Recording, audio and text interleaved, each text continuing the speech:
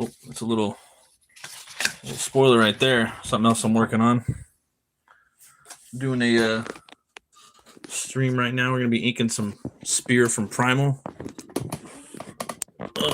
Let's see here. Okay, I don't think anybody saw that. All right, here we go. Here we go. So I'm gonna start working on this. Gonna probably be streaming for about an hour, maybe an hour and a half or something like that. I think it's like 9:40 right now. Something like that. Something like that. Okay. Let me get my pen real quick.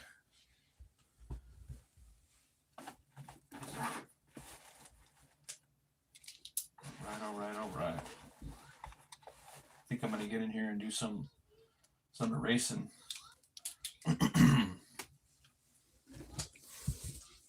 Start going and getting some more. Well, maybe not. Thinking about getting more pins and stuff like that. But I got a bunch of new Japanese pins I want to use. So right here, I'm just kind of erasing a little bit, cleaning it up. So I need to have all that on there. And it's been sitting for about a day or so. Yeah.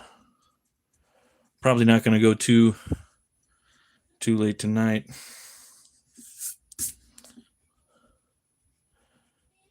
Yep. Got work tomorrow, so.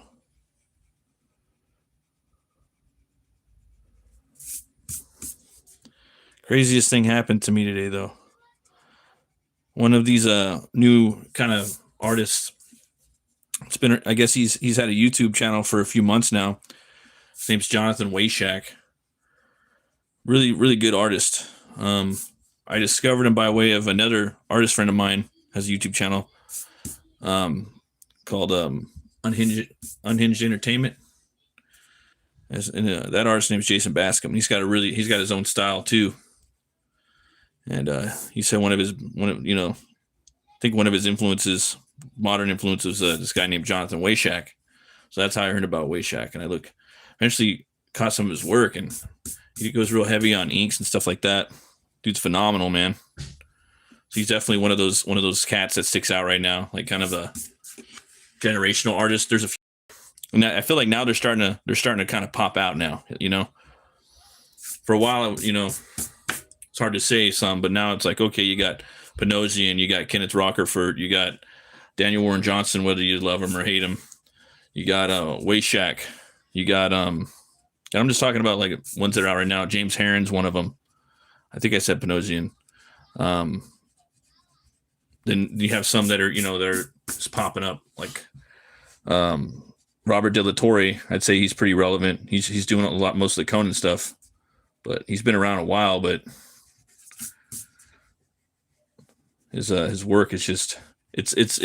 They say he's like the next Buscema, but he does do his own thing too as well. His use of shadow is a little different, I'd say. But Nick Klein, yeah. What's up, Jason? I was just talking about you. I was watching Wayshak today, and he had one of my favorite artists on there tonight. And it was Simon Bisley. And it's probably the second like modern interview I've seen with him. And they had some questions where you could basically email in questions, and so I emailed in a couple, trying to see if one of them was is Bisley going to make a biker book, any more biker books, and biker books, I meant like, is he going to do any biker books like bounty hunter shit, like any more Lobo type books, because I kind of heard him talking about maybe making something like Lobo, like do it his own fucking way, I could do my own fucking way, man, I gotta do, I do it my fucking way. He's off the wall, So I'm like, okay, so maybe he's gonna do kind of like his own Lobo, his own IP, where it's just his. That's what I wanted to know by, what he was talking about. So, but he didn't understand what I meant. So I like emailed him again. I said IP, but I don't know if they responded or not. I have to go back and rewatch the stream. Then I saw that they were like, people were dropping their art in there, and I was thinking like, damn, I did a Lobo piece, man, and I wonder I wonder if they'll show it, you know. And sure enough, they showed it, and Simon Bisley, man, I never met him. I always wanted to meet him. It's like one of those bucket list artists, but I just don't, you know, ever get the chance to really go to cons, or it's just not in. It's just can't do it. But he saw my piece, and I guess he dug it. He was saying he was complimenting it, and I did not expect that. So it was kind of like a bucket list moment for me. Core memory, you know. So that's something. It was just good to hear, you know. And then I was like, damn, I should have showed him my HELWÄR piece, you know, because people were just showing random art, you know. So I was thinking, damn, I should have sent this in, you know. So I was just like, damn. And I did send this in. I emailed Wayshack this piece, you know, like, you guys might get a kick out of this, you know, because it's definitely inspired by Lobo. Like I'll be, you know, Lobo, Thor, Hulk, and a little bit of He-Man, dude, you know, like you can see the crazy physique. So, and all that shit's coming out right now, man. I've had a weird week. You get the Lobo coming out in, what is it? Supergirl, and then there's fucking Lobo pops up, and then the day before that it's He-Man. The He-Man trailer dropped, and both of them look really cool. They both look very entertaining. More so the He-Man movie. If a talent agency asked, I found you first. Thanks. How you doing there, man? Thanks everybody for stopping by. I appreciate it. For those of you that don't know, I'm drawing Primal. I'm drawing Spear, the main character, versus Spear from season 3. I don't want to spoil it, but some stuff goes down. And cheers for the 23 you guys watching. I hope you're having a great night. And yeah, I do live draw streams like this just for fun. And I do comic book reviews. I do a couple like how to make comics type of videos and stuff like that. I'm an indie artist, underground kind of, I guess. So yeah, if you guys like this stuff, thanks for everyone hitting the like and the subscribing. I appreciate you. Let's see here. Do. What's up, Omer? Thanks for stopping by, man. And you too, David Thompson. I appreciate you. And you too, Bascom. And Drawn Sword Graphics. I saw it. It was great. I hope he does his own Lobo biker comic who trusts DC. Yeah, right. Like maybe just make a different type of book. You know. So he could do something.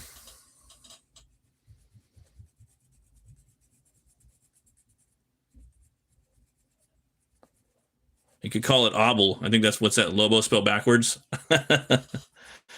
Yeah. Yeah, pencil bumps, right? You have inspired me. Thanks for stopping by, Nico Harrison, to be unemployed and to smoke crack again. Appreciate Cat Merc.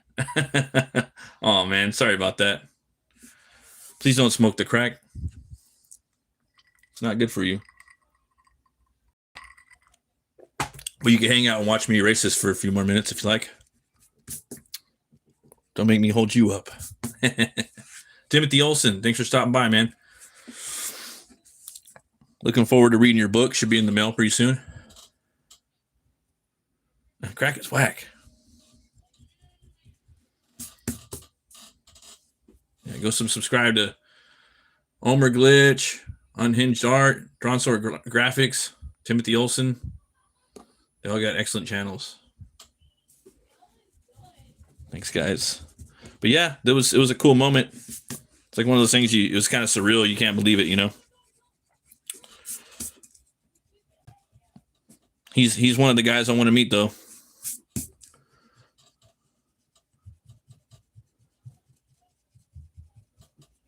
I want to meet Walter Simonson. Like to pick his brain. Kyle Hotz would be cool. I met Neil Adams. That was cool. I squandered that opportunity. Didn't really talk to him that much. It's kind of lame, you know. Sometimes you get kind of starstruck around people, you know. Like at my last job, I worked around actors, and I never got starstruck. But around comic book artists, I do sometimes.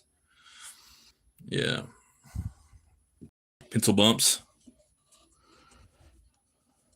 But now I'm all about, like, if I see an opportunity for something, I take that shit. I don't fuck around anymore. There's been too many opportunities I've had where I just like let people walk by or they kind of pass by, you know. And I know like my fan art's like whatever. A million people draw better than me, but I saw an opportunity and I took it, you know. It's like I'm sending this shit in, you know.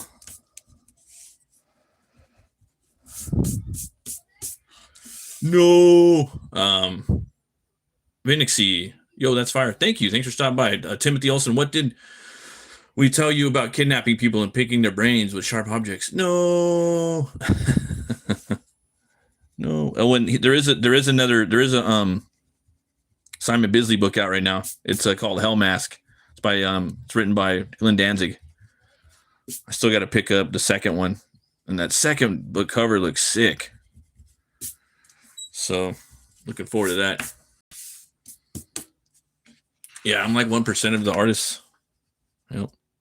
Part of the 1%. 1%.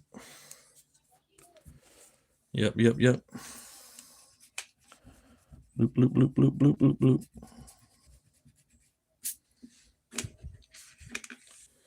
Drawn Sword Graphics. If they have Biz on again, I want to ask him what he wants to paint subject-wise. He mentioned being able to next year. Trent Maxwell, what up? All right. Yeah, you got the Omer glitch. It's got the pencil bumps in the fire. Hell yeah. Thanks again for stopping by, guys. Yeah, I wouldn't be surprised if he's coming on again. Another question I asked him was like, are you going to be doing more Biz TV? Because he was on YouTube like way before everybody because he had those interview tapes, you know? That was like some of the first YouTube I subscribed to. Because right around the time like I got on YouTube, I was really like into Lobo at that time. It's like trying to hunt down all the Lobo stuff.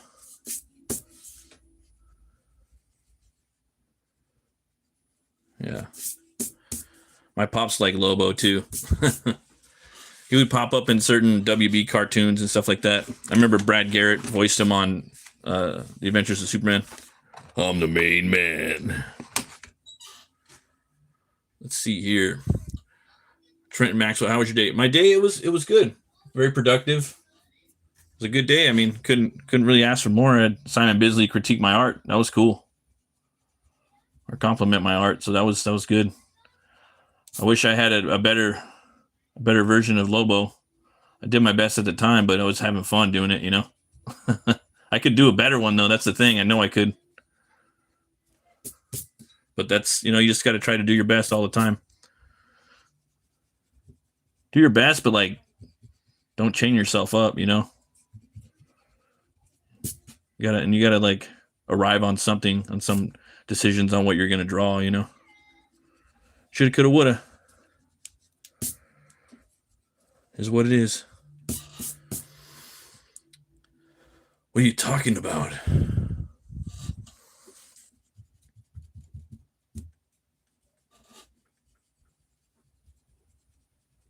Let's see here. All right. I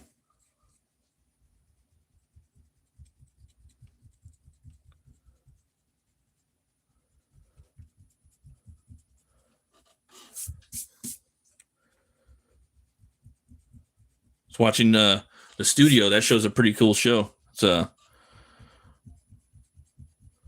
bunch of artists on there tonight. Omer Glitch, was it Don Draws? It's on Don Draws channel. They had Michael Ortiz, the creator of Arachnus. I gotta say, I think that Arachnus character is one of the best '90s designs. I haven't picked up the 5 books, but wow, so cool. It's very '90s, but so badass. Yeah, Biz saw my art, dude. I guess Jonathan Wayshak has a channel. Him with another artist, and they do like monthly interviews. And they had Bisley on, and they didn't have a live chat, but they had a if you want to ask questions, just email them in. So I emailed in like a bunch of questions, and then I saw they were dropping. People were emailing their art in, so I was like, "Fuck, I'm gonna." I got a Bisley piece I just drew, like, or not a Bisley, or a Bisley Lobo kind of. It's not exactly like Bisley's, but it's inspired by it. I definitely took some license and switched some shit up, you know, put my stank on it, you know. It is. I mean, well, it's a biz bow, you know, a low biz. It's not the Richard the Gene Simmons Richard Simmons bastardization before Giffen and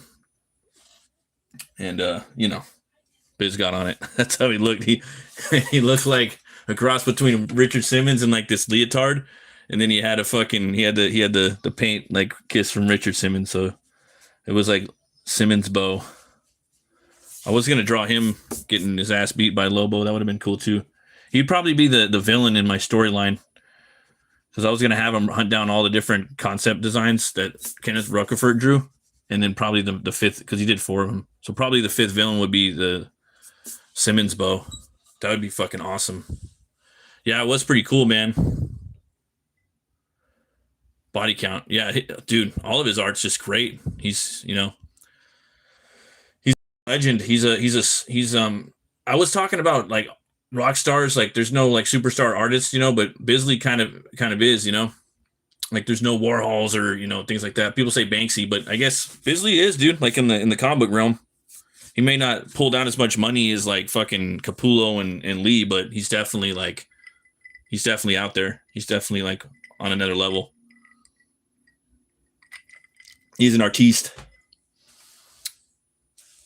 Hell, Elder. Hell, Jose Pierre Spawn. Anika, I have a lot of art streams on. Oh, okay. There you go. FYP. All right. Okay, keep erasing this, cleaning this up real quick. Looks like we're almost there. We start throwing down on some inky ink. All right.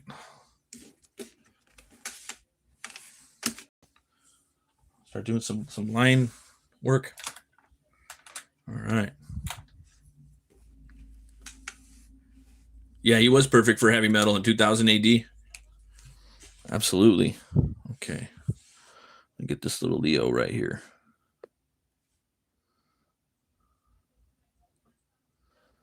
If you haven't seen episode 2 yet, man, go check it out. It was season 3.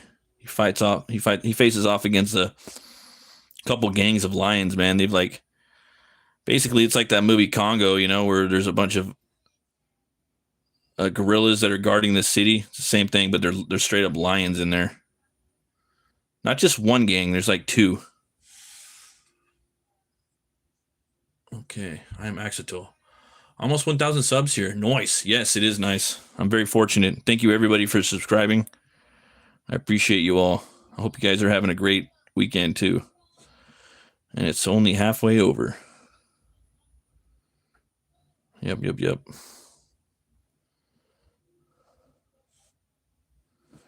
Got the lion right there. Let's go with this for now. I've seen this brutal video of this elephant just taking this Indian guy apart on Twitter. I guess there's like this elephant that went around and like took out like 20 people in India, something like that. I've heard. Like, wow, that's crazy. Crazy. But yeah, it was the most brutal thing I've seen in my life, like in a long time. What that elephant did to the guy. And the dude was just kind of like swatting him a little bit on the legs. Like not hard, not too hard, but just kind of tapping him. But I think that was just like the straw that broke the elephant's psyche. You know, he just wasn't having it anymore. But yeah, I never seen nothing like that. That was wild. No pun intended. Yeah. So here we're just messing with some cave renders. Nothing crazy. Yeah. Nothing too crazy. Saturday night, having a little bit of whiskey, a little bit of King's Creek. If you guys haven't had King's Creek, I think it's pretty good stuff.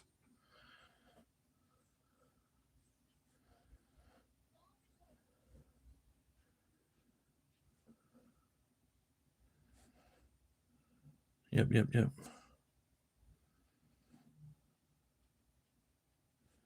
Looking forward to launching my book. Got my sign up page in the description. If you guys sign up to my free Substack, you're gonna get a discount when the book launches.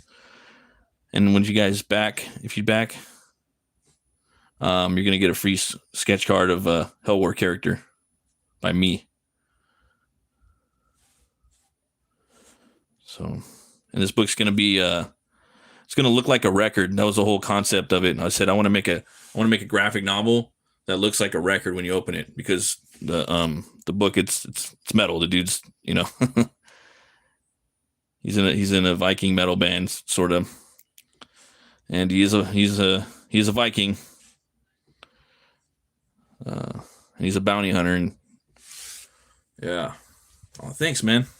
Yeah, on Kickstarter, I don't know really what the Kickstarter thing does, but if like you guys sign up on Kickstarter, what it does is it puts the name out there. It basically says if I get like 10 people that sign up, it puts my name into the algorithm or something like that, but not until that. But I don't really have your email, so I figured, you know what? I think I'm gonna start a Substack. That way I could kind of tell people what I'm working on, and like what comics I'm working on, what type of art streams I'm doing, what kind of art I'm selling. And I figured I would do like a monthly update.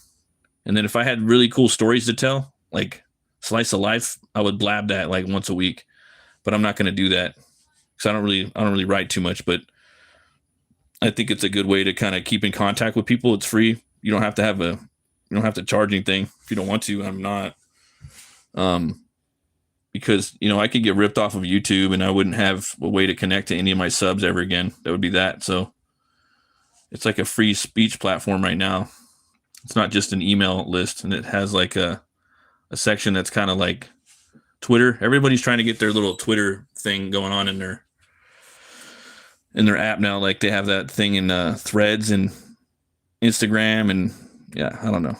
It's weird. So that's why I have that. I'm trying to just get everything switched over to BATT MURK, so I'm easier to find that way. All my social media.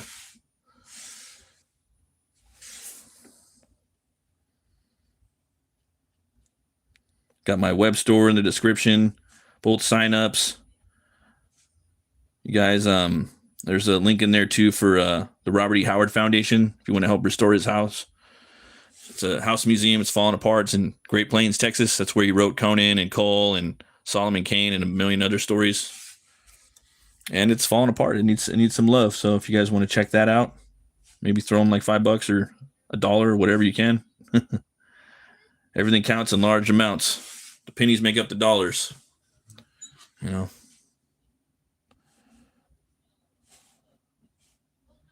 Yeah. A little bit of something's better than a whole lot of nothing. So there's that. Boom, boom, boom. And then gonna probably start putting some of the pieces I have on this show up on my art store, so people can pick those up on my big cartel if they want to pick them up. And I'm gonna be selling my art too for HELWÄR on the campaign as well. I'm trying to just figure out like good price points on the art, because the art's gonna be like this size. It's gonna be 11 by 14. Hey, how's it going, Salmon Tender? Thanks for stopping by. So I have some art tiers on there. I think I'm going to fill up a lot of those. I'm also going to have digital tiers for our Kiwis and people that are in other countries. I really want people to pick the book up, but some of them can't, and I understand that. And so, yeah, Halder, yeah, Substack does have features for creating content like that. Content. I kind of want to do more like stuff like but it's more for like writing, I think. But you can also do lives and stuff. I might just start putting everything on there. I was going to do maybe a Patreon in a few years, but I might not. I might just do everything on Substack. Yeah. For you to have a Patreon, you got to have a lot of people that are kind of into your stuff, you know? And then you have to offer them exclusivity.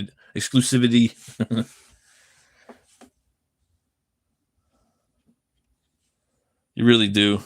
You got to give them like their own comic books, their own store probably, because if they're paying like every month, you really got to hook it up.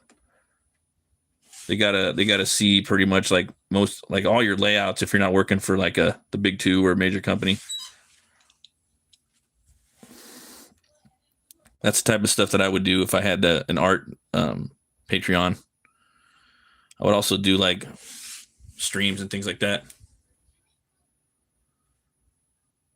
Yeah, yeah. Oh, you're in Canada, huh? I didn't know you were in Canada, brother.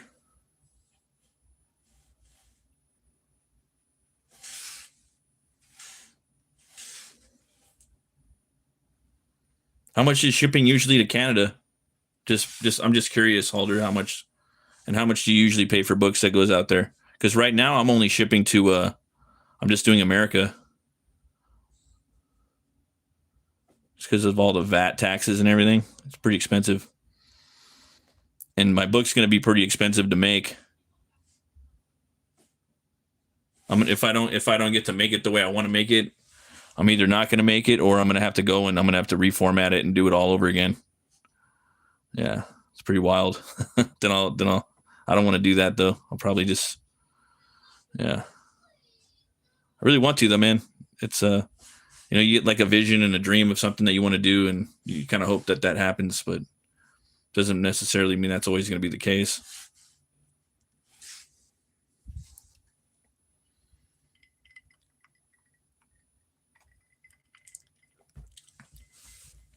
And the first day I'm taking $5 off of it too. So that'll be like a pretty good discount, I think.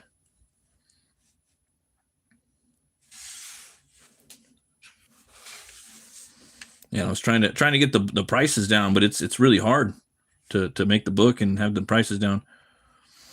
And then I want to launch it on Kickstarter and on Fund My Comic probably. Because some people, I don't know if they like Kickstarter or not, or they don't. So I'm going to have 2 covers. There'll be 2 different covers. There'll be mine, and then there'll be an artist I'm going to announce pretty soon. One of the best there is out there right now. All right.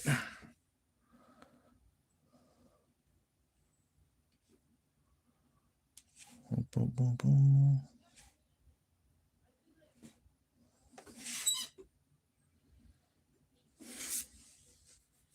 It varies. Okay, here we go. For Canada shipping, depending on the campaign, the cheapest is around 20, but some campaigns have rates of 36 now. Oh yeah. Yeah.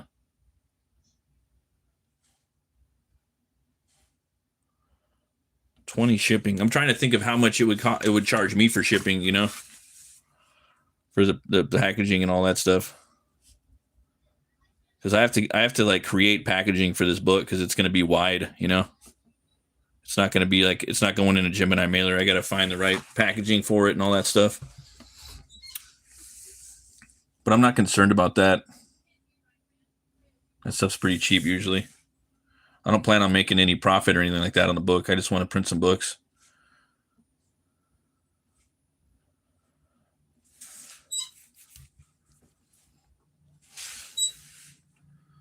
Yeah. I don't, because I'm going to charge, I don't really know exactly the numbers yet, but it's probably going to be around like $10 for shipping. Because back then the books were 20, books were 25, and then the shipping was 10, So the books were like $35. And I backed thousands of dollars worth of books like that on Indiegogo, a little bit on Kickstarter too. So I was trying to kind of, with me being a customer and knowing how to do it myself, and I've done it. I was trying to find a good way to make it cheaper, but it seems back even when I was doing it, or buying a lot of books, the economy was a lot better too back then. So right now I was trying to drop the price in a kind of a messed up economy. I don't think it's going to be possible with a 115 page book. So yeah, it's kind of unfortunate.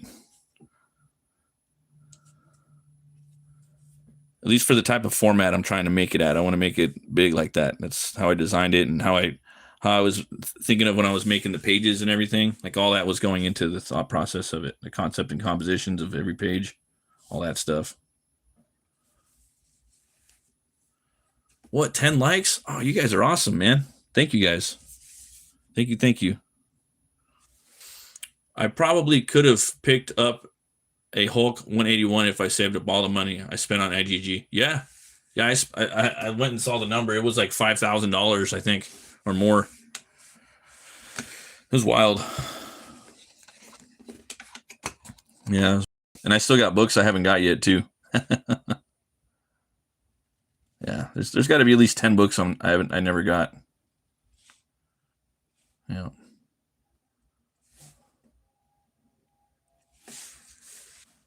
But I will deliver my books, guys. That's one thing I promise I will do. I'm not afraid. I got really good credit. You know how people got good credit? Like there's a credit score. I got good credit. So if worst case scenario, and like something happens, I don't know. I would take out a loan and just handle it real quick, or borrow money from one of my. I know a lot of people that could help me out, but I don't ask for help. I like to do things on my own steam, you know. But I delivered both of my books on time, or even earlier. So I did 2 Butch Cleaver campaigns on Indiegogo, delivered those on time. I try to put a longer date out too. That so if I say I'm gonna, you know, just to be safe, you know, fulfillment date.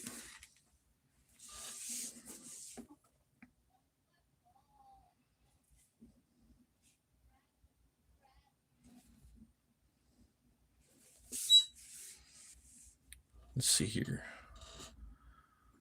The average rate is around $22 to $24 for the buyer, with the actual cost being around $18 if you use pirate ship. Oh, okay. I'll have to look into pirate ship. It's been a while.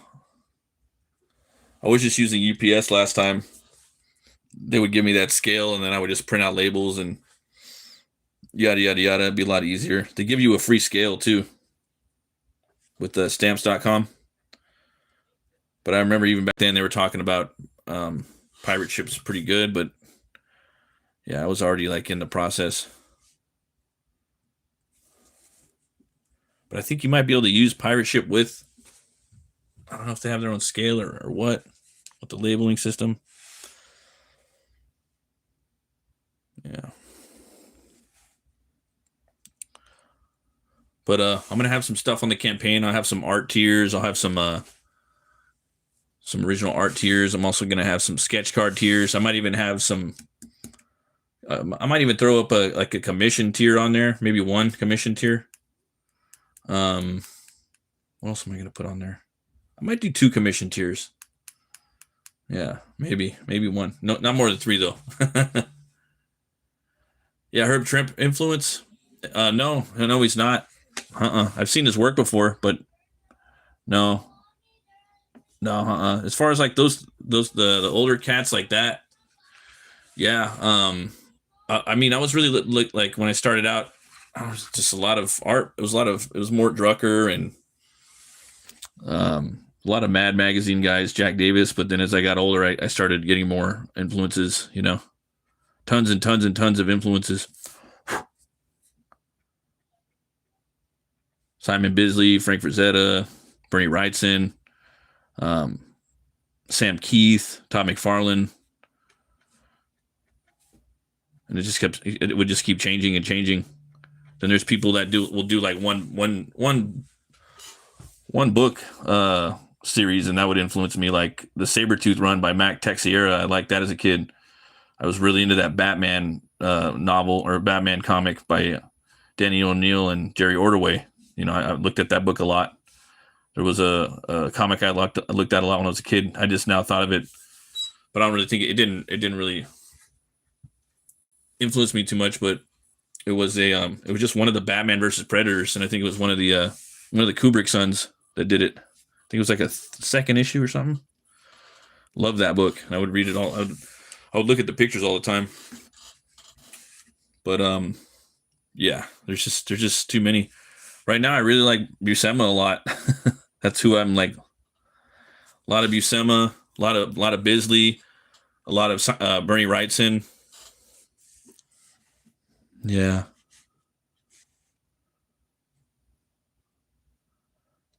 There's a lot of cats out there now too. They're just, you know, their stuff looks really good that I like.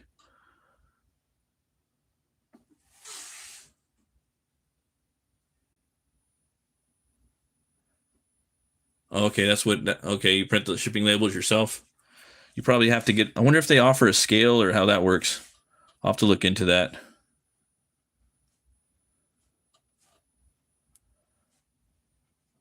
Yeah.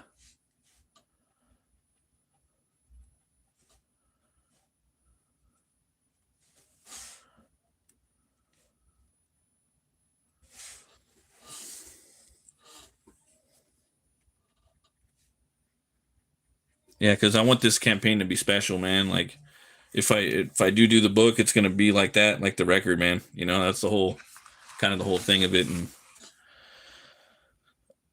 when I make it again, it's probably not. It's probably gonna be like a heavy metal mag. It's gonna be like a magazine size, you know. So I'm gonna have to go back and reformat the print file and all that. That'll take me like a couple weeks to do that. And then I'll probably have like a cheaper version of it. Um, but it won't be the same. It'll never be the same, you know, as the first heavy metal album print run. And then if I don't make it, then like I said, I don't know what I'm going to do with it. I don't have time to really mess around, so I'm working on other books right now. But yeah, that would suck. But that's life, you know. Shit happens, you know. I'm just gonna keep. I'm gonna be pushing, pushing, pushing. Let's see here. Chucky Scooby, hey, thanks for stopping by. Oh, wow, thank you. I appreciate that. Um, yeah, we're drawing a little bit of Primal right now.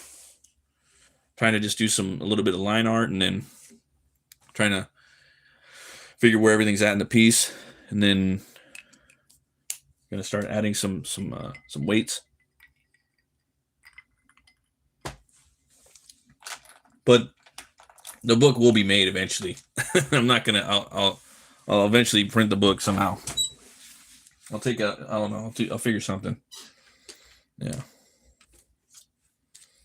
You don't spend 3 years on a book and not print it. You know.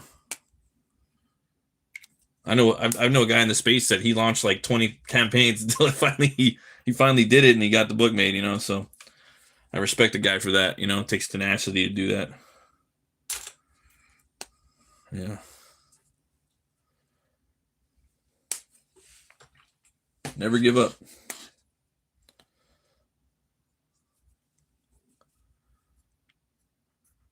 Never, never, never.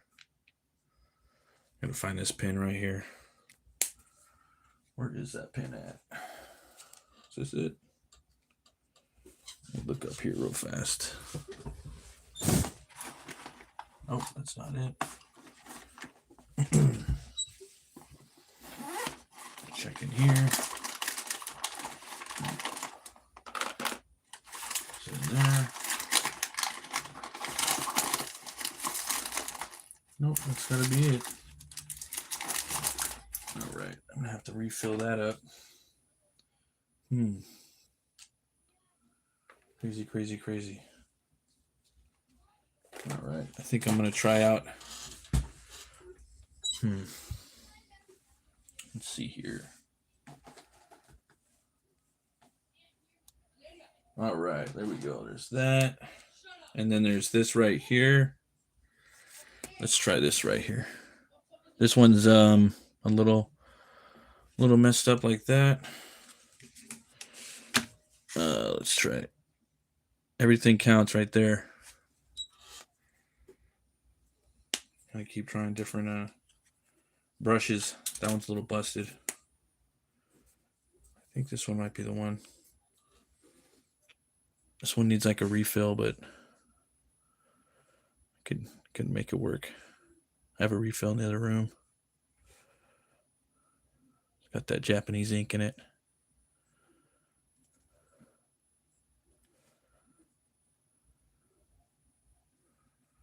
All right.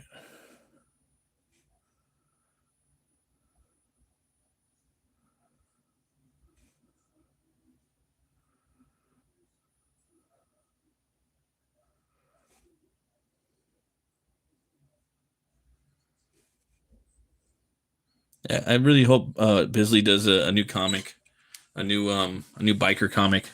So I was trying to ask him, like, you gonna make a new biker comic? Basically like a Lobo character, you know?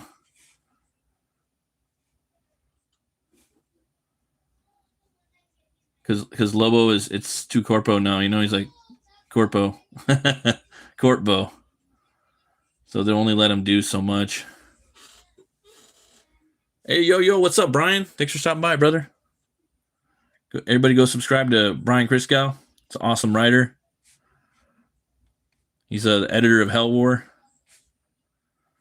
going to be done with the letters pretty soon, Brian. Should be done by tomorrow. I'll be sending them over your way.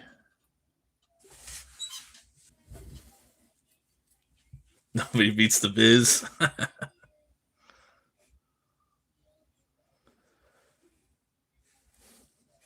Yeah, I started lettering the book, Brian. I don't know if I told you this. I started lettering the book since I got you here.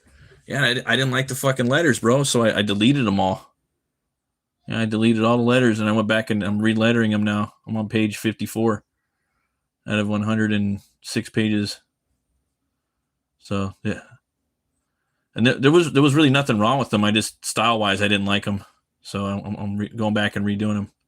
You're probably gonna look at them and go, "What the fuck? This shit looks whack." But I want them to look kind of certain way. Yeah, I'm looking forward to your edits. Yeah, it's not too heady though, Brian. It's 106 pages, but only half of it has dialogue. So there's a lot of show and no tell. Yeah, probably like a 20 to 30-minute read. You know, action packed. Nothing too crazy.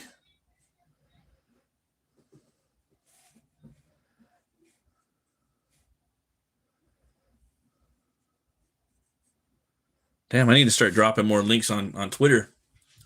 Seems like I'm getting more of the homies in here. I did a Twitter drop today. I normally just go live.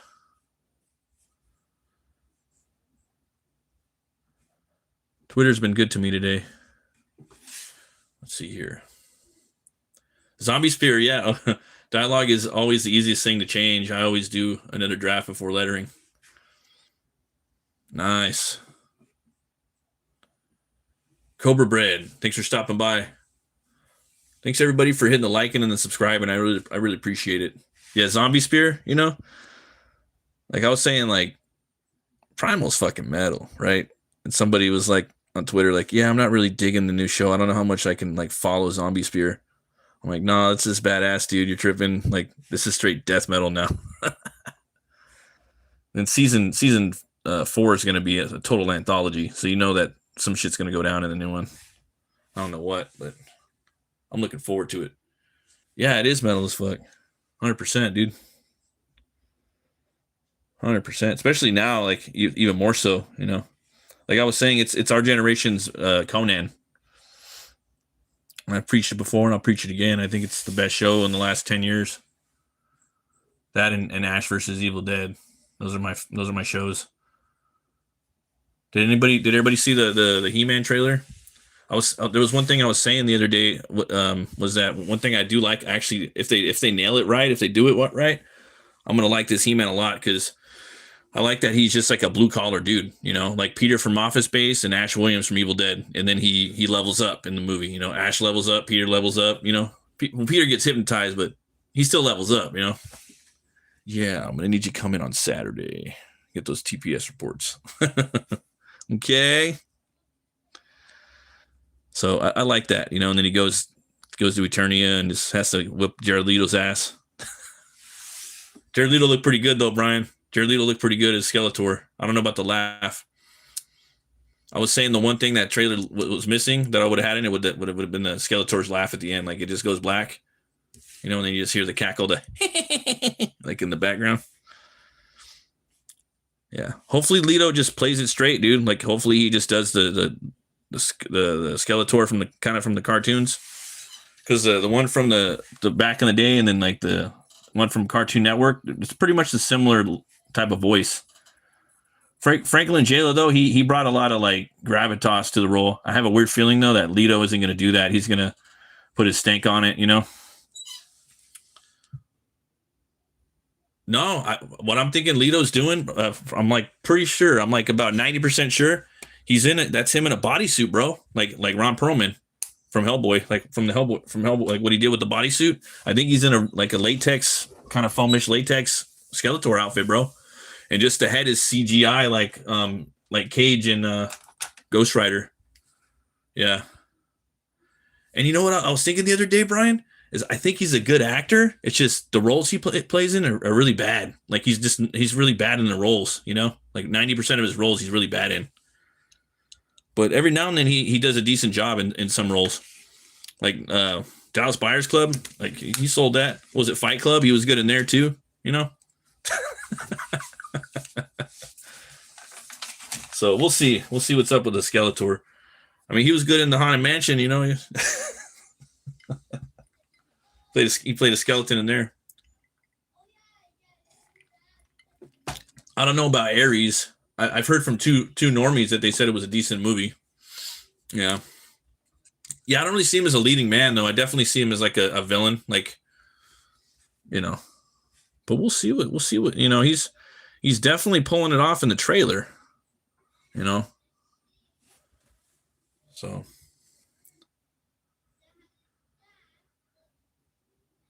Oh yeah. No, he's in everything, dude. Yeah, he's an A-lister now. Maybe not like at least yeah, he's in the top, you know, because they say that like only 20% of Hollywood's actually in movies, acting, you know. And he's in like every movie. He's like he's like the white Pedro Pascal. Jared Leto is like the Chilean Leto. Yeah. But we'll see. I'm not gonna hate it. I'm not gonna knock it till it, you know. What I liked about the lore from the Cartoon Network was that he was his uncle. You know, Skeletor was He-Man's uncle, and his brother, the King, he splashed acid or tried to shoot acid on the King, and then it ricocheted off the King's like his gauntlet, like a shield came out of it, and he put it up in the air, and it went and got all over his face. Yeah. Yeah, you gotta keep it real, right? Gots to. I got to keep it real. Proper actor. Yeah. they love hating that Cavill, right?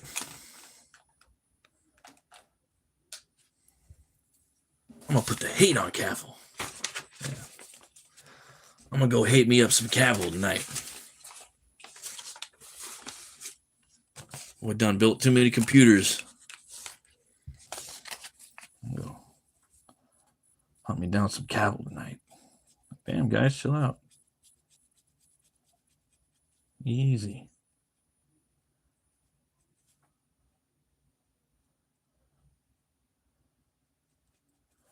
Hey, you weren't wrong about Rob Zombie though, man. I was watching that video with Rob Zombie. He has an art gallery out, and Brian's always like, he's a collage artist, man. Like, just like Tarantino. I'm thinking, I don't know. And after a few years, I'm like, oh, okay. I'm watching this art gallery thing, and you see his art, and it's a bunch of collages. It's a bunch of collages, dude. And then he's like, yeah, I'm a collage artist. I'm like, oh fuck, his movies are just like his actual paintings. Paintings are good too, you know, but they're fucking collages, and that's how his movies are. Same thing with Tarantino. It's a bunch of like shit thrown together. I'd say like the most kind of it's fucked up too is From Dusk Till Dawn, like original, and like I hear Sinners is just like it. It's gonna win like all these Oscars too. It's probably not even half as good as From Dusk Till Dawn. Everyone's swearing by some Sinners though. I haven't seen it yet. It's like, I don't know. I'm not really into that Michael B. Jordan guy. I think he's overrated. Let's see here. They just like, we're going to take these guys and make the slop. You eat the slop and say, please, may I have another? Please, may I have another? Thank you, sir. May I have another? Like Kevin Bacon in, what was that movie? Animal House? Yeah, pretty much. Yeah. It's weird, dude. Yeah, like, I don't get it. Don't understand.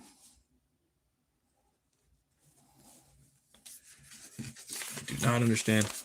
Yeah, I'm almost done with some Puritanian, Brian. I'm inking that page up right now. Yep. It's got a few more panels to do.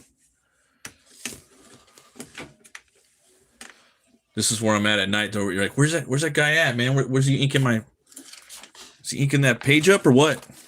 Where you spending your nights? I'm over here live streaming, drawing. Where have you been spending your nights?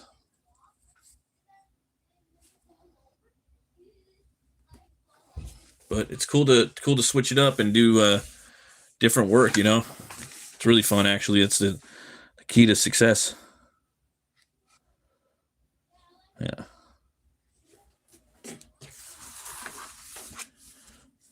If you got a plan, then you're good.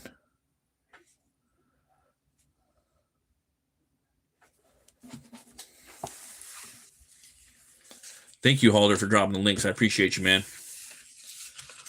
Let's see here. Outlier 97. Thanks for stopping by. Yeah, that's Primal from that's Spear from Primal season 3. Yeah, he is kind of hulked out, huh? Same thing with him, right? Sorry, I haven't been around. You're usually streaming when I'm powering down for bed. Yeah, I'm going pretty early tonight too, now that you mention it. I'm normally really late. Yeah. Right now, though, I got a new schedule, so it's literally like all over the place. I got to talk to you about that, homie. I got a new schedule. It's pretty awesome. Yeah, it's probably the best schedule I've ever had. To be frank, in some ways, in some regards. Let's see here. Aria Phoenix. Hi, BATT MURK. I changed my name. Oh, okay. So now I don't know who you are, but I'm horrible with names, man, and faces. But thanks for stopping by. What? 12 likes? Oh, you guys are awesome. Thank you. Thank you. Hey, Brian, what's the name of the gun that the Puritanian has? He's got a big old fucking gun. Oh, man.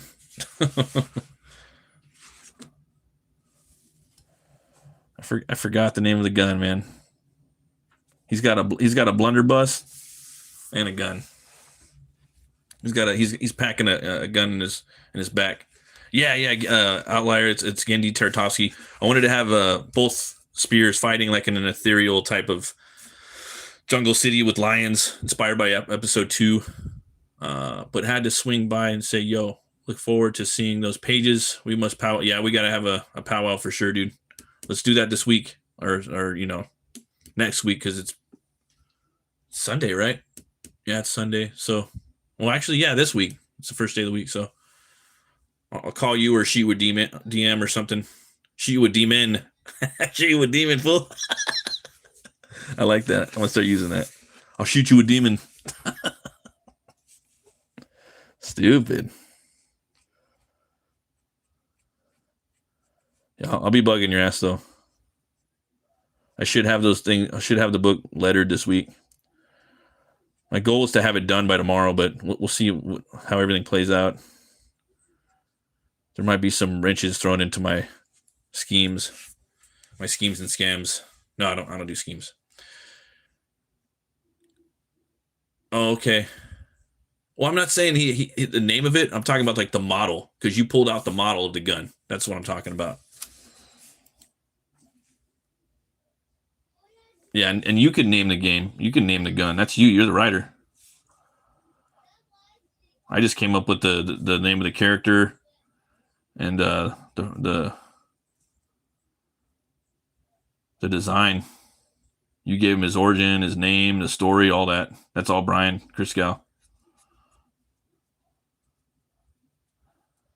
See, Puritanian, he's a witch hunter, you know. But even though I designed him, me and Brian, we did a lot of spitballing back and forth, you know. And Brian's writing it. Me and Brian, we've been Me and Brian been working together for a long time, and we used to stream. We used to have a horror movie club, and we did that for a few years. I said, Brian, man, you write comics, I draw comics. Why the fuck don't we make a comic together? This is stupid. I said, I got this character. It's kind of like Solomon Kane. You know, let's fuck with this. You know, let's do something with this. Let's make it. You know, put everything that we like into it. Little Kane, little Captain Kronos, some other stuff, inspirations. You know, we'll make him fucking 4 foot. Make him 4 foot. 4'10" like Wolverine. So he's a little cannonball, a little tank. And yeah, he's a little badass. Do some deep dives on historical accuracy on his sword and his guns and his boots and his armor and all that shit. Because Brian's up on game, he knows all that shit. Brian does his research. He no chump. Let's see here. Brian Kriskow, go subscribe. Brian's got some killer videos. Sometimes I can't watch you stress because I have school. Oh, that's okay. Yeah, you gotta handle school, man. School's top priority. Make that business video. Yeah, they should do a clip, huh? Do a clipper, like those clippers out there that clip people. Yeah, I don't know how to do that. Really, you gotta like ask for permission or something. But I know it happened, and you know. He didn't have to say all that stuff, but he did, so I'm happy. Like I said, it was like a bucket list moment. Yeah. Hopefully one day though, man, I'll be painting like that fool, you know? Just like him and Frazetta. Obviously I'll, never be that way. It'll be hopefully or on their level if I learn how to paint. But you have to set your goals high. So I aim for the sky, you know? Maybe I could land somewhere like next to the floor at least, not on the ground. All right. Aim high, everybody. But don't get high. Don't be getting high, Brian. Let's see here. Aria Phoenix. So I need to restart my BioShock drawing again. Oh, okay. Now I remember you. You're the kid from okay. Yeah. Well, you gotta keep working on it, man. But don't stay up too late. I know you got school. Well, you probably don't have it on the weekend, but my kids try to stay up late all the time. I go to bed. It's the only problem with homeschooling, man. Sometimes they try to milk it, try to stay up too late. Challenging. It's a challenge.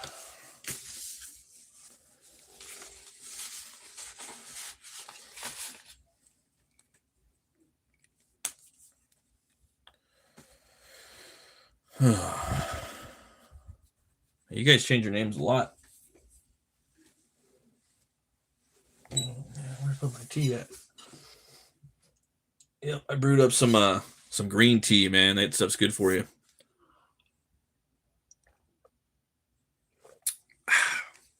Start drinking more tea throughout the day. Try to cut down on the coffee a little bit. I'm gonna use my Dollar Tree pen. I'm Ron Burgundy. 13 likes. What? You guys are awesome. What? Oh yeah, biker spawn. I wrote that down the other night.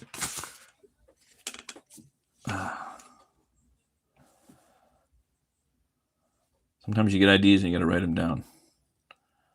So I was thinking, like, Simon Bisley did a Spawn comic with his own IP. He should do a biker Spawn. See, we were talking about Bisley back then. Shoot, if I did a Spawn comic, it would be a biker Spawn. That'd be sick. No one's ever done that before. Don't steal my idea. Psych, I don't give a fuck. Get out there, go get it. You can see a lot of barbarian shit, a lot of like Lobo style stuff, a lot of He-Man stuff. I think we're gonna get that whole kind of Conan knockoff coming up, and I am down with that because it's been a long time.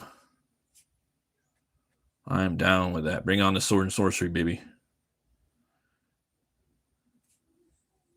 Bring on the sword and sorcery and the badass ass kickers. Yep. You're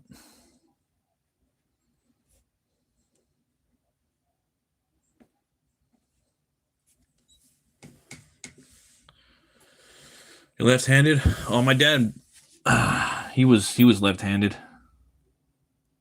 Well, he became left-handed. He had surgery, and then he lost the use of his right side, so he had to learn everything on his left, and then he got the feeling back for his right, and then he became ambidextrous. He could do a lot of things with both hands. So that's pretty cool. Yeah.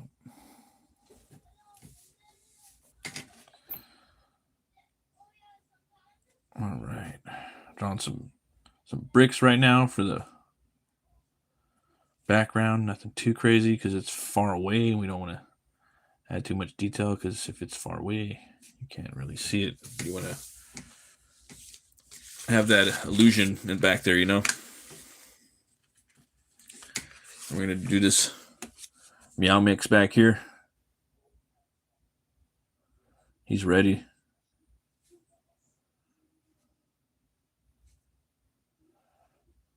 This guy don't mean he ain't playing right here.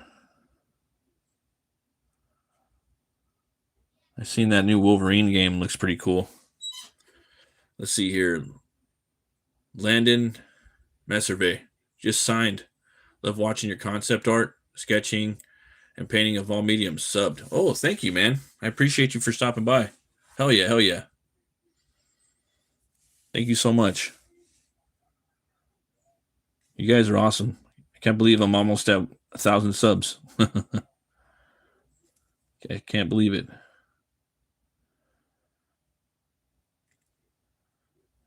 I'm truly blessed.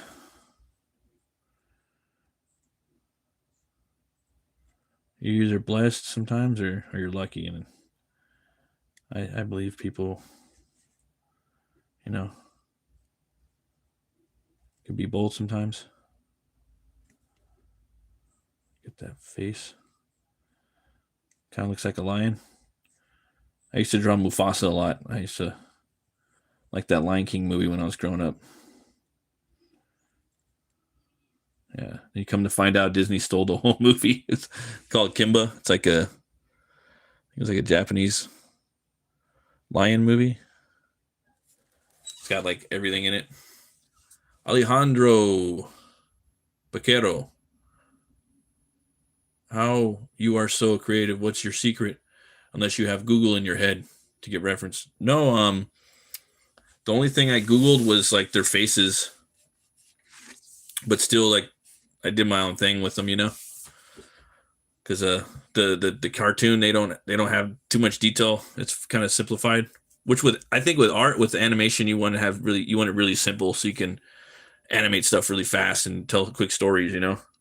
I think I did not like that. Now I do though. Like, I love Primal. I love that style. I've seen someone do a Conan short in that style. It looks great. They did a Tower of the Elephant it was on Twitter. I'm sure a lot of you guys have seen it. Yeah, so I think reference is cool though. You know, I think if you're going to take reference, just look at a picture and draw it, but don't trace it. Maybe if you're just starting out and you're just starting to learn how to draw, maybe trace a little bit. That's not going to hurt.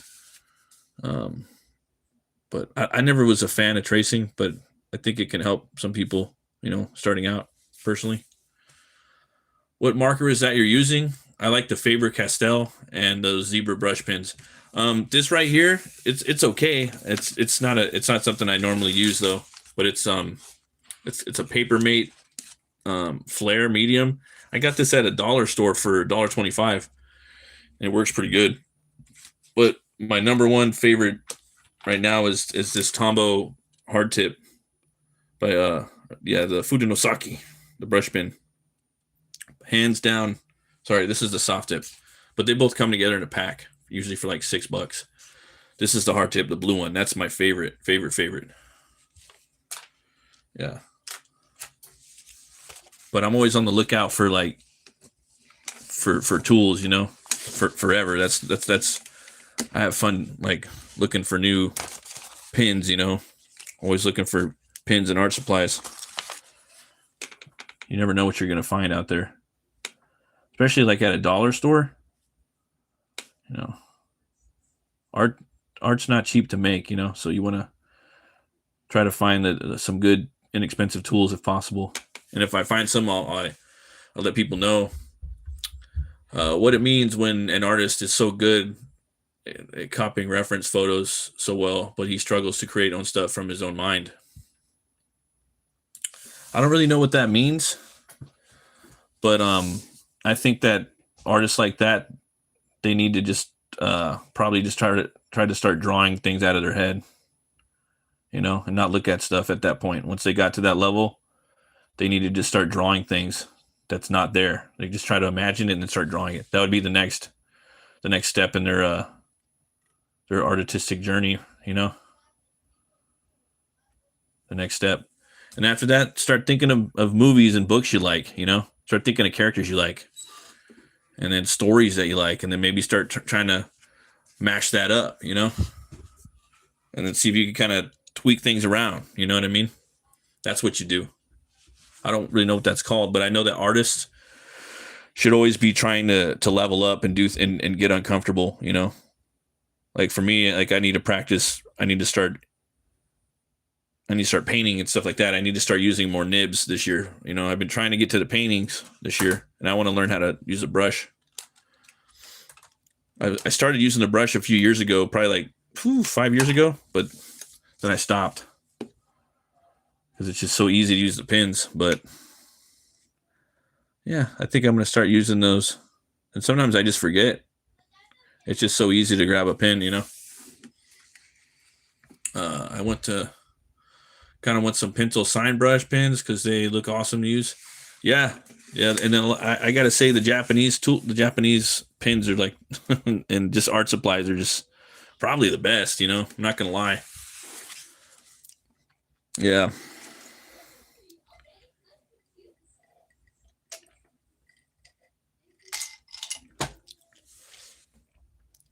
Yeah, that's just something though that you're gonna be doing forever. You know, always looking for some cool new tools, and then tools you like are gonna become discontinued. They're gonna go away, and then new tools are gonna come out. You know, it's just gonna be something you're gonna have to do forever. See, I even bought a Wordsmith and black fountain pen set. Love having 6 tips with 2 pens. Yep. What are you making? Right here. I don't know if you're talking to me, but I'm drawing Primal. I'm drawing Spear and then the zombie version of himself, and they're fighting in like this dream sequence type thing. And then they're like in this like lost jungle city with these lions that are kind of stalking them. Yeah. Yep.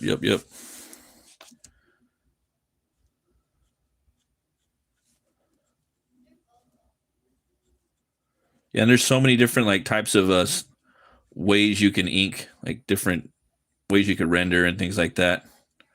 And the more ways you know how to do it, the better your piece could get from that, you know, because it helps break everything up.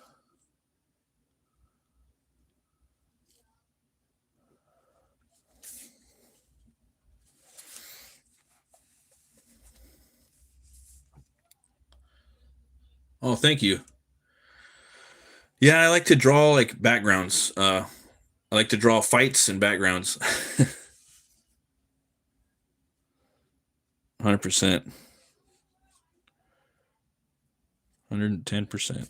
So like right here, I got this style, like the ink, the lines are going right there, and there's gaps in the way, you know.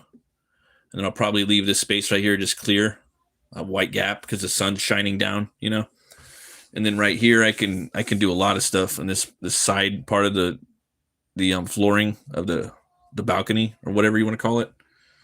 I could leave that white, or I could do something else. I kind of like it white, but I'm probably going to go downwards like this, and it's similar to that, you know, or upwards, you know, like this.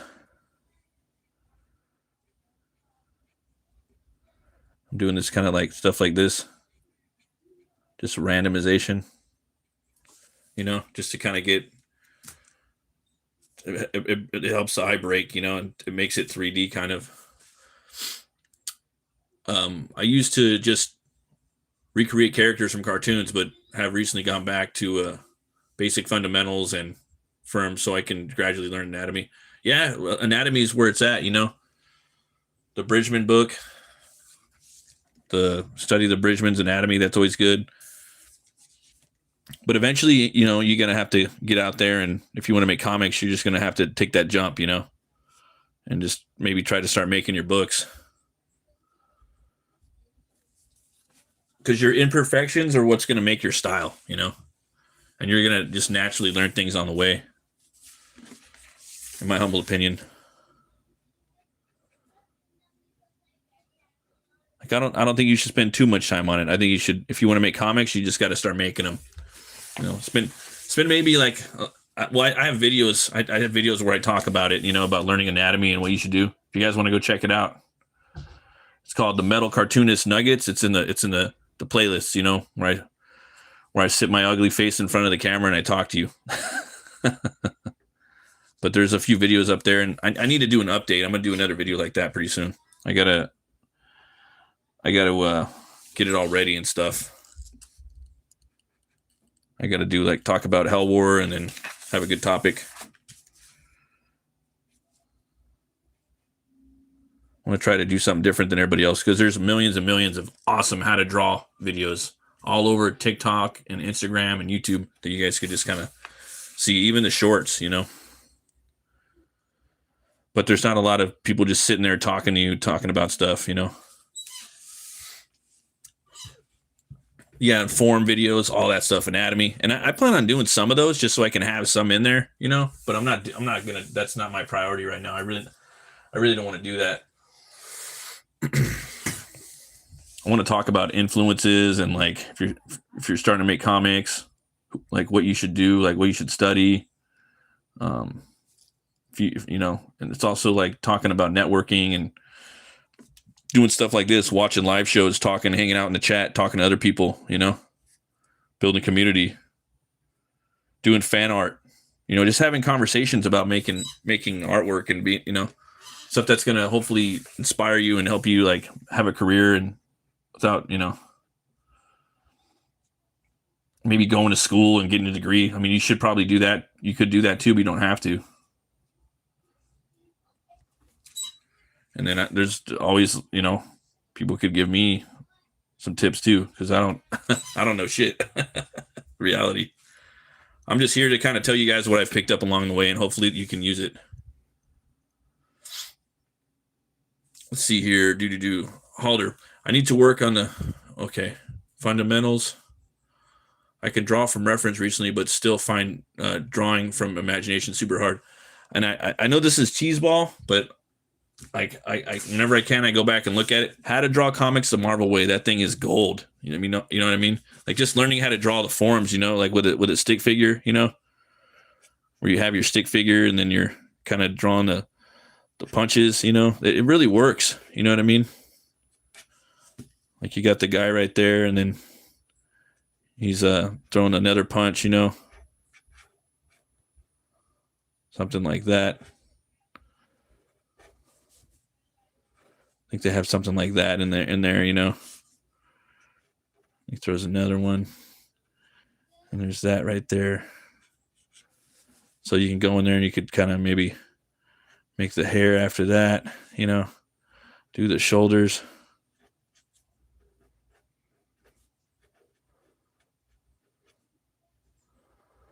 You know what I mean? Maybe he's shooting like a laser or something. I don't know.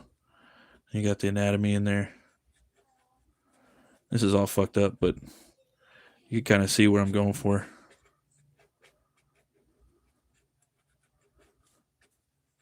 But you just keep sketching. If you do with a pen too, it helps out a lot. You got that. You study the arms and the back muscles, you know. You got the pecs, the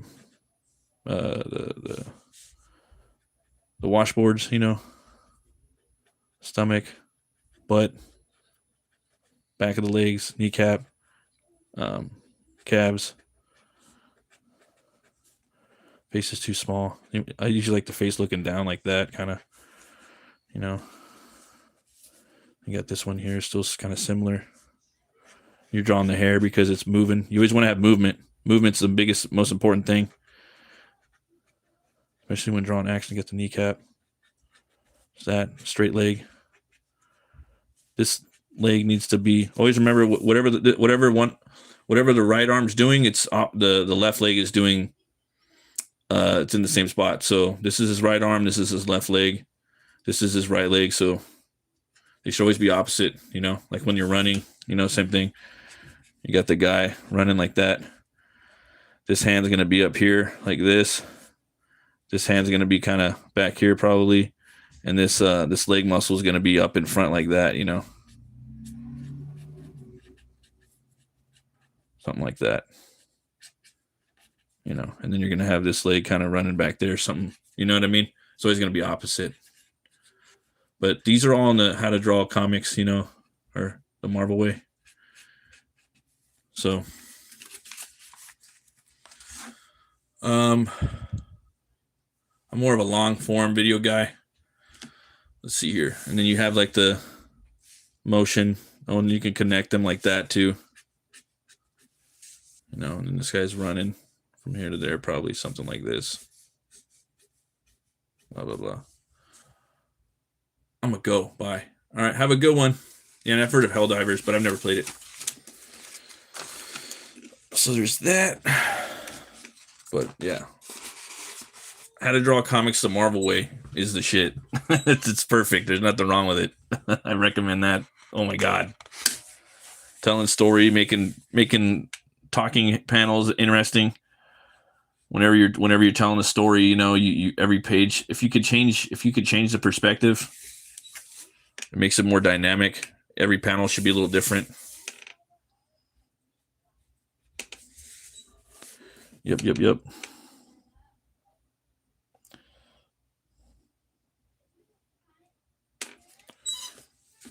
Yeah, eventually, you just got to start drawing stuff, you know, out of your head,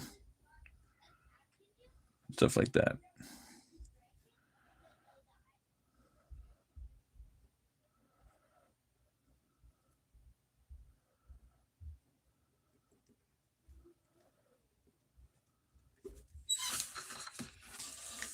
You think of that guy that passed away? Was it?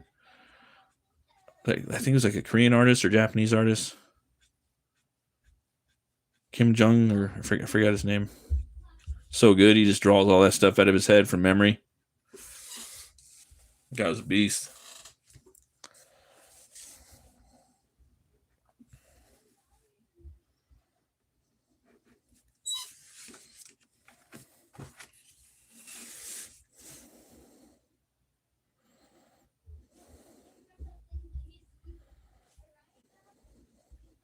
All right, there's that.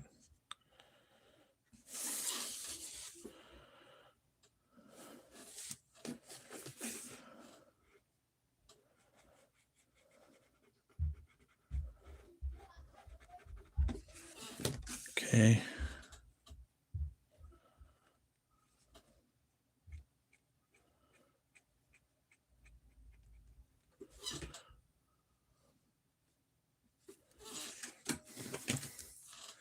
Kim Jong-gi.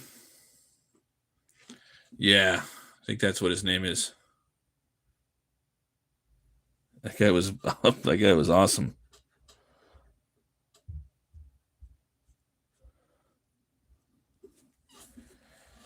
Yeah, it's good to just kind of try to draw things out of your head and then go look for the reference. Like, oh, damn, I was off, you know. Then try to draw it again after you looked at the reference and then move the reference. I guarantee you the next time you draw it, it's going to look even better. Just don't be afraid to do that stuff. And just really study what you want to draw, you know. Do you want to make books that are like manga that are in Japan, you know? Study Japan, study the architecture of Japan, study everything about Japanese culture. Study sushi, study ninjas, study samurais, all that shit. And then what type of genre do you want it to be? Do you want it to be a Western over there? Do you want it to be a steampunk? Do you want it to be cyberpunk? All that stuff. Like me, I like barbarian stuff, so I study a lot of Conan stuff. I don't really draw stuff. I don't do draw studies, but I do mental studies. I try to remember things that artists do that I like, and I try to like do my take on it sometimes. I'll have to find my copy of How to Draw Comics the Marvel Way. I got a copy of it years ago, but it's been in storage. Yeah, it's great to have, man. It's really good. I have mine in storage too, but I like to pull it out every couple of years and just kind of thumb through it.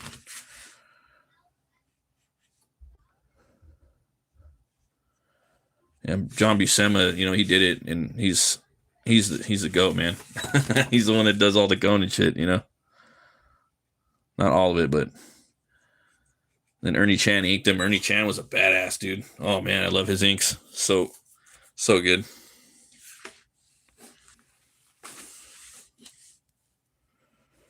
Yeah.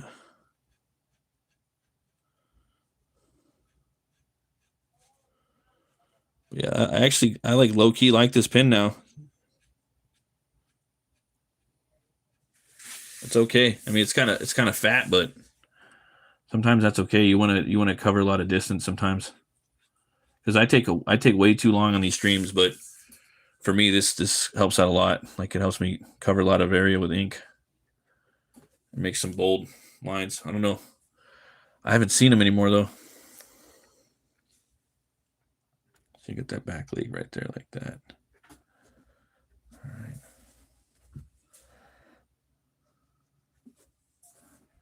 There we go.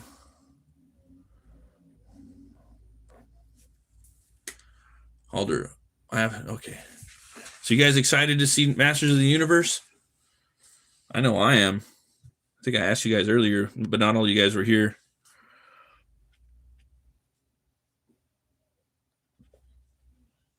Coming up on an hour and a half. Almost getting close to this piece being finished.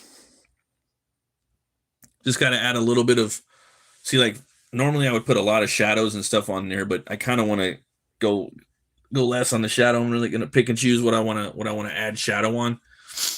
Because the thing is with my art, I don't go for realism with shadows. Fuck that. I go with drama, I go with drama and what I want to see in shadow.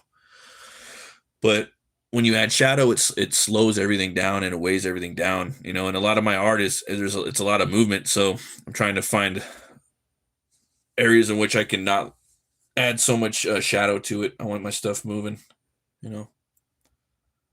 so gonna have to think about that. But you have to have the weight too, that weight's got to be moving. It's got to have power, especially when you got two big old like tanks like these fools. Two big old tanks.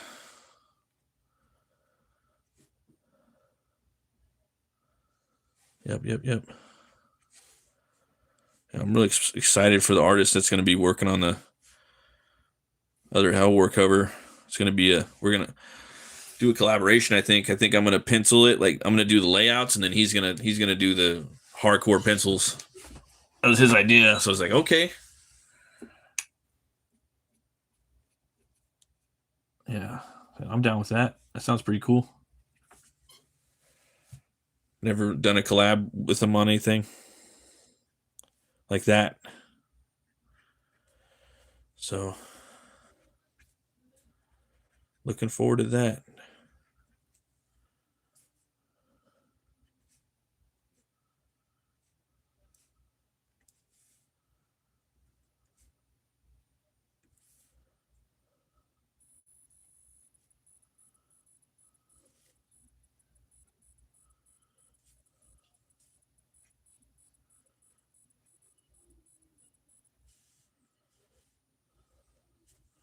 Yeah, I think I know what I want to do.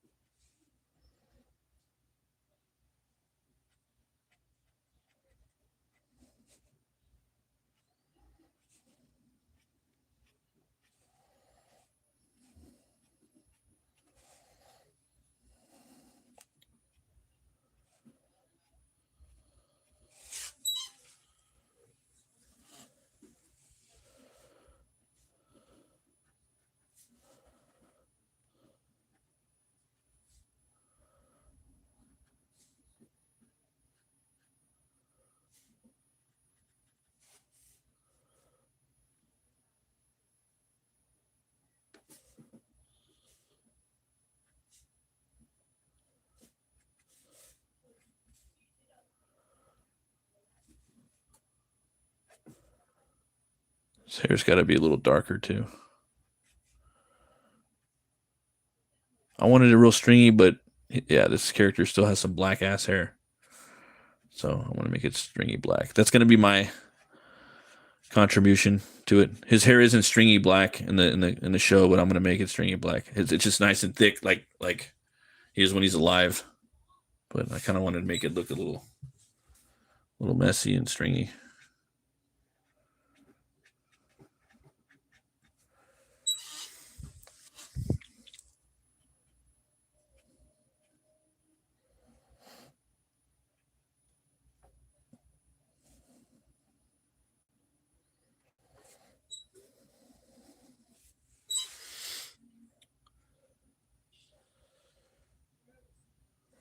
Yeah. I think next time I'll probably try out some new pins that I got. I'm looking forward to those.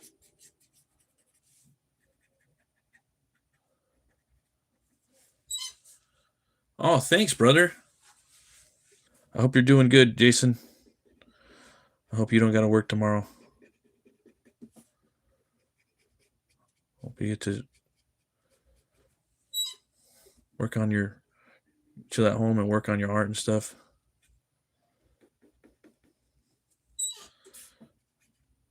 Sucks working on Sunday. For some reason, that's the one day that I like having off.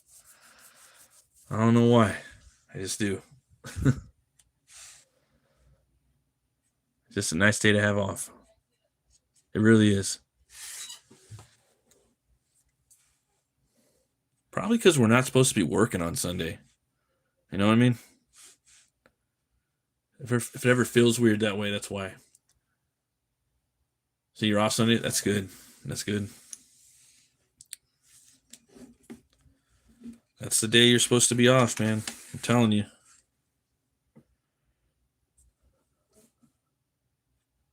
If it ever feels weird, it's because it is weird and you shouldn't be working. That's why in the Bible, you're supposed to be off, and go to church and stuff. It's just supposed to be off. You're supposed to rest that day. Like, I don't feel like I should be working this day. Off all weekend. Yeah, that's awesome, dude. I work weekends now, but I'm off like one day during the week. And I got a couple half days, so that's kind of cool. Half days are pretty badass. You just kind of go in and you get off. You're like, where are you going? I'm like, oh, it's a half day. It's like when they got their weekend days off and then you're kind of like roughing it. But then when the week comes around and you like kind of go in for 4 hours and you're like, oh, hey, what's this? Or you're like walking around, you got like, you're hiding your two fingers in your coat. And you turn around, you're like, ha, see you guys later. They don't like that. They don't like that. But where you going? But hey, we gotta stay here. No, I'm going home now. Sorry. See ya. Bye. Like, what was that? The cable guy? See ya. Bye. That cable guy is hilarious. If you guys never seen the cable guy, highly recommend it. One of Jim Carrey's best movies. Directed by Ben Stiller. When he was kind of at the top of his game, like, or getting into maybe not at the top of his game. Sorry, no, he wasn't. Tropic Thunder is the top of his game, but he was making those moves.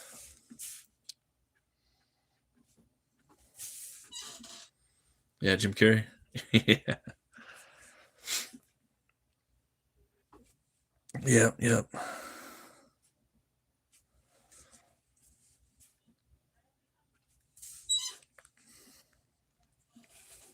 He should make another Mask movie, but like a rated R one.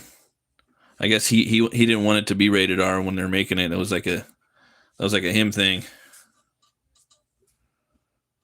I could kind of see why.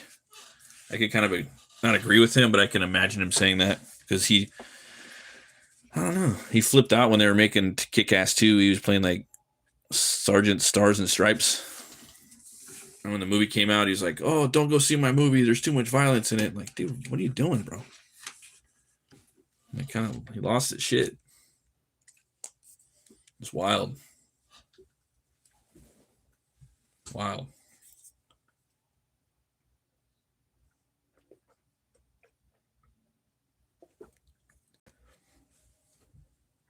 Yeah, he was good in The Grinch. I always thought they would have got him for like a really cool Marvel character, you know, or a villain like Carnage or something. I mean, he played the Riddler, but that movie was kind of ass, you know. I know some people like it, you know. For some reason, some people like the Joel Schumacher movies. Like, yeah, I never, you know, when I was a kid, I thought they were cool, but I never got into that whole like nostalgia. Like, well, you know what? It wasn't that bad. Yeah, I never got into that. I still think they're bad. You know, like it was cool when I was a kid. The Adam West Show was cool when I was a kid, but so I got like to a certain point, I was like, nah, I like my deconstructionist Batman.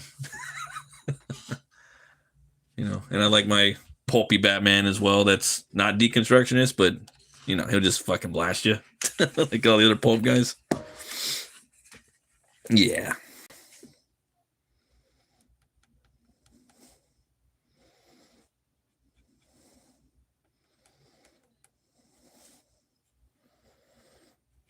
It just kind of makes no sense for him not to hurt people. Batman, it would be insane for him to kind of do what he does. That's kind of what's insanity.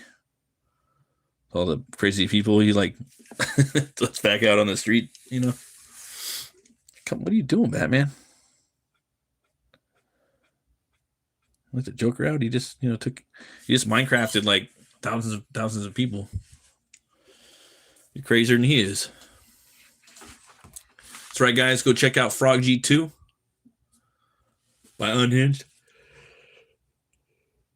Damn, getting tired over here. Sorry, guys.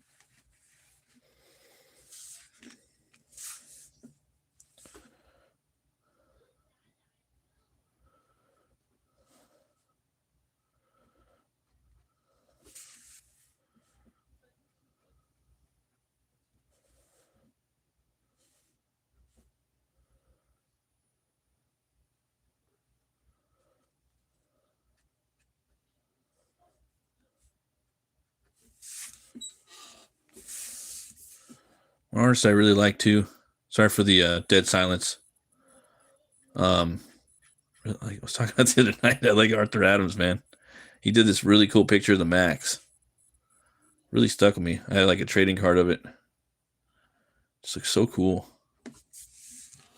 Yeah, so cool.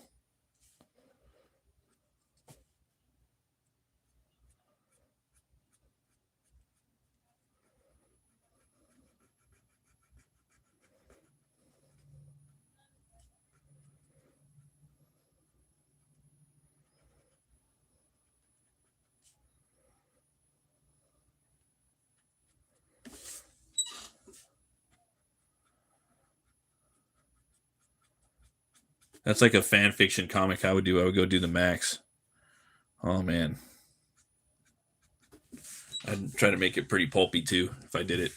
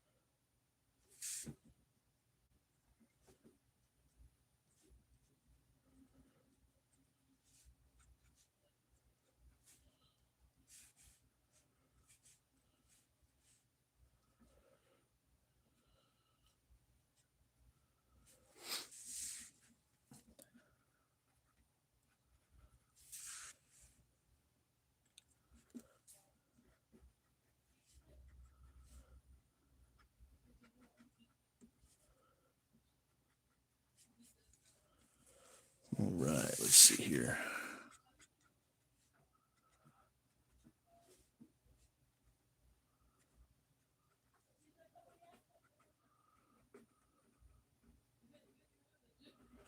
All right.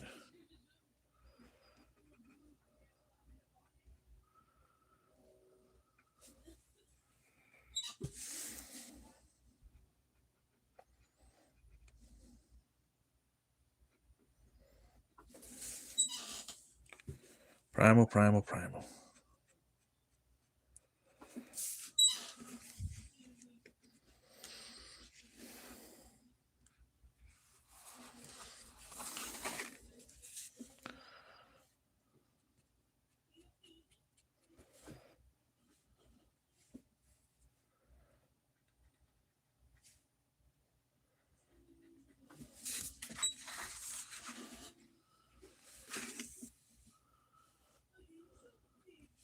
Okay, there's that.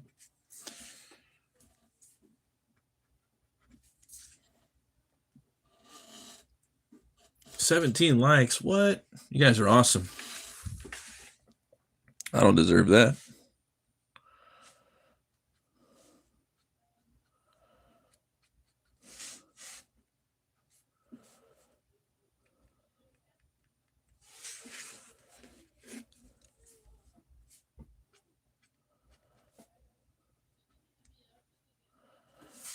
I wonder where that guy is earlier. He was talking about saying he wanted to smoke some crack. That was the funniest shit I'd heard in a long time. Said, "You make me want to smoke crack." uh, yeah. If I hadn't shown that piece of Lobo to Bisley or whatever, that would have been the highlight of my month. That would have been the highlight of my month.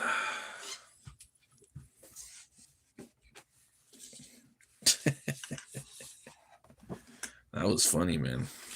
That's some good stuff right there.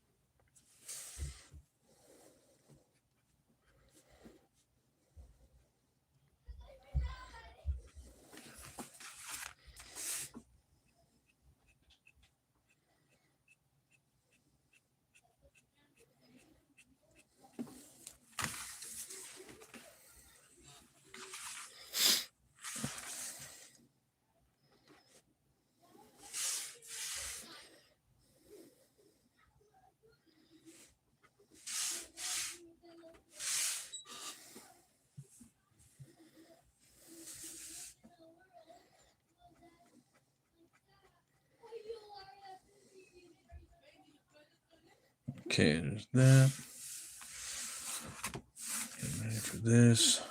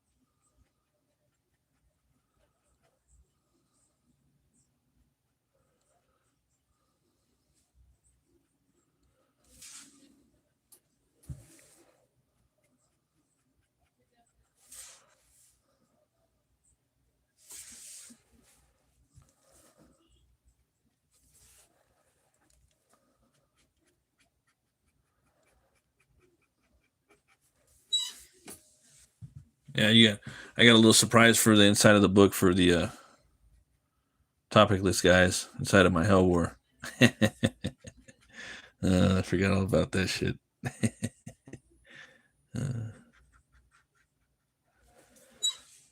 If they ever look in the book, they're gonna trip.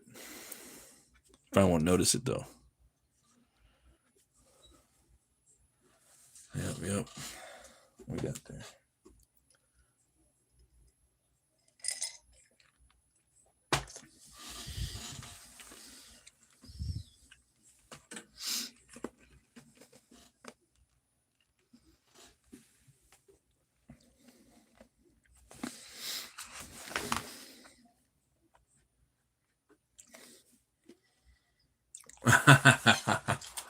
You're still there.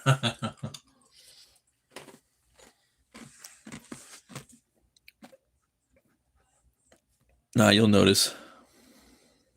I put a little something in there for you and Luke and Inks.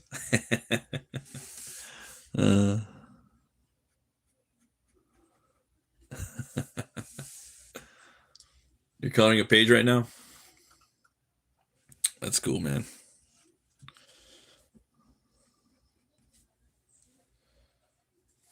Absolutely.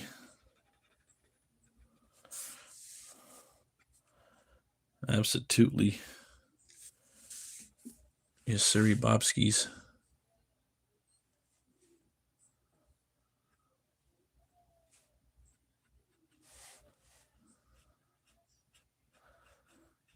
Yeah, I don't even. I like don't even want to stop drawing right now. I want to finish this whole page, but I actually gotta go to bed. I'm like all into it right now. I'm in the zone and everything. That's why I'm not talking.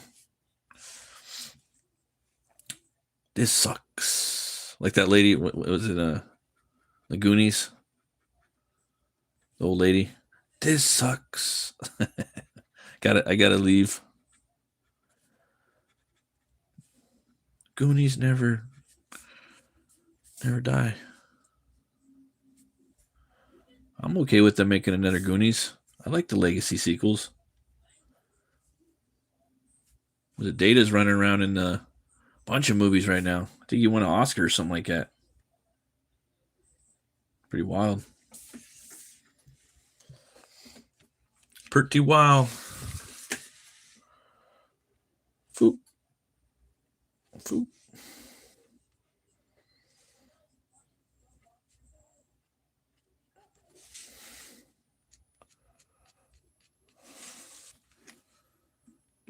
Well, thanks, Halder. Appreciate you, bro. If you guys could go subscribe to my Substack. That way, when my campaign launches, I'll send you an email for a discount for the early bird people that want to back the book. I'm also going to have sketch cards for everybody that backs the book in the first 24 hours. So I'm looking forward to that. And then I'm going to be doing some sketch card streams too. And with those sketch cards, they're going to be characters from HELWÄR. So I'm just going to send you, get a Helnora, or you might get a Hellbinger, or you might get a Wreckbolt, HELWÄR's brother, or you might get a HELWÄR. And there's other characters too. So, and then I'll sign it. So that'll be for the people that back. I'll also have these up for back in the first 24 hours. And I'll also have these up on as tiers too. So if people want a sketch card, I'll have a sketch card tier. Of that, I'm gonna have some art, some pages on there for sale. Still trying to figure out a good fair price for my art. But yeah. Thanks for watching, guys. And if you don't know what HELWÄR is, it's going to be my biker Viking comic. It's this bounty hunter. It's mysterious. Works for this lady right here. That's Helnora of Helheim. And he's been working for her for hundreds of years. He goes and hunts down any types of bounties in the 9 realms. He's been doing that.